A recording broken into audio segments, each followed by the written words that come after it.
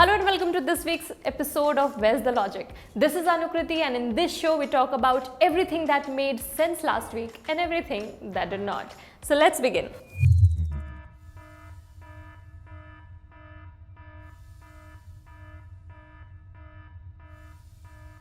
दिल्ली में रहने वाला हर एक नागरिक अपने घर से थोड़ी दूर के लिए भी निकले तो उसको कहीं ना कहीं आसमान में तिरंगा ऊंचा तिरंगा लहराता हुआ दिखाई देना चाहिए. Yep, as you saw, the Delhi budget this year had a Desh Bhakti touch to it. While announcing Delhi's budget for financial year 2021-2022, Deputy Chief Minister Manish Sisodia said that 500 tricolors will be installed across the city, and for this, 45 crore rupees have been allocated. But to be fair, this was not the only focus of the budget. It also focused on healthcare, education and women welfare. But 45 crore is a lot of money, don't you think?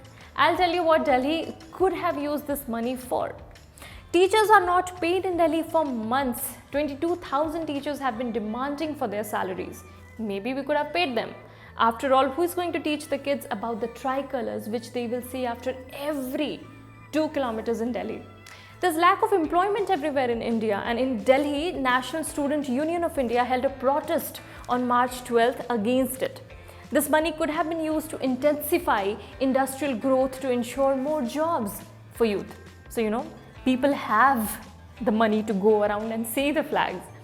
Delhi's air quality is stuck at very poor. Money could have been used to plant more trees, or DTDC buses could have been revamped or replaced with more electric buses, So you can see the flags while traveling on a quiet bus through the clean city.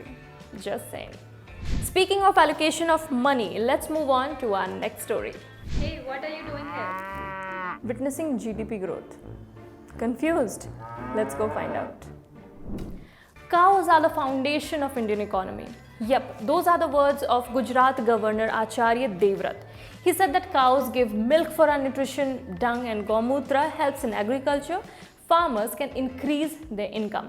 बात तो सही है. गाय दूध देती है और नौकरी भी. Livestock provides employment to about 8.8% of the population in India. Livestock sector contributes 4.11% GDP. Agriculture sector, on the other hand, contributes about 17% to the total GDP and provides employment to over 60% of the population.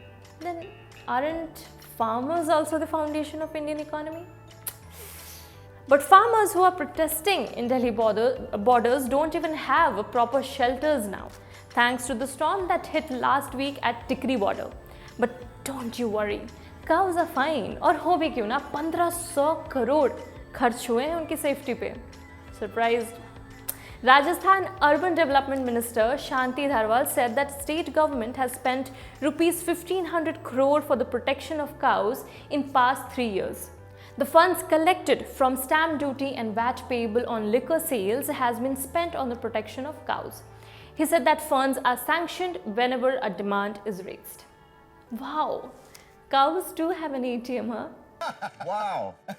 From the revenue collected through surcharge, rupees 1500 crore was spent as assistance to cow shelters, rupees 3 crore on cow shelter development work, rupees 20 lakh for cow shelter biogas scheme, and 7 crore for Nandishala scheme.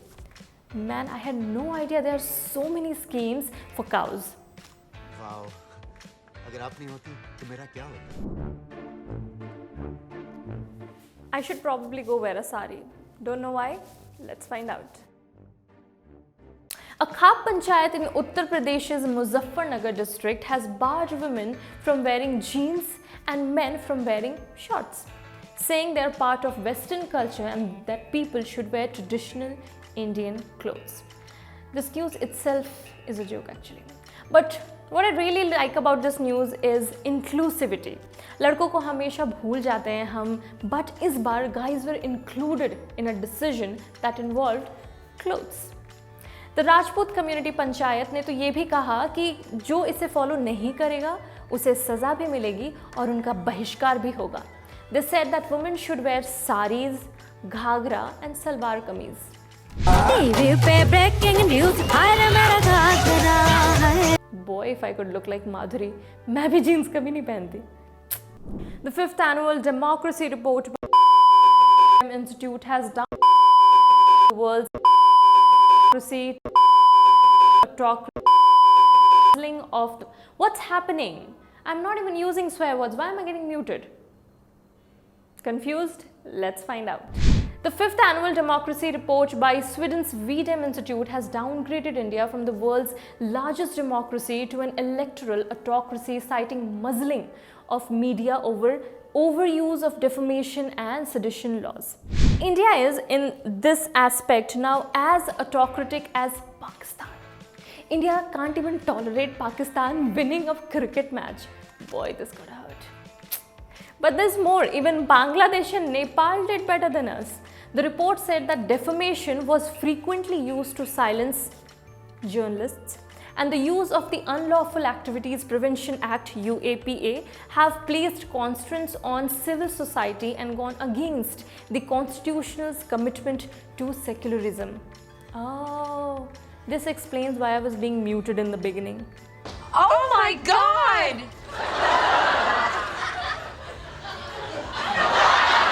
Well, that's all we have in this week's episode. We'll be back soon with more logic and more fun. Till then, stay logical.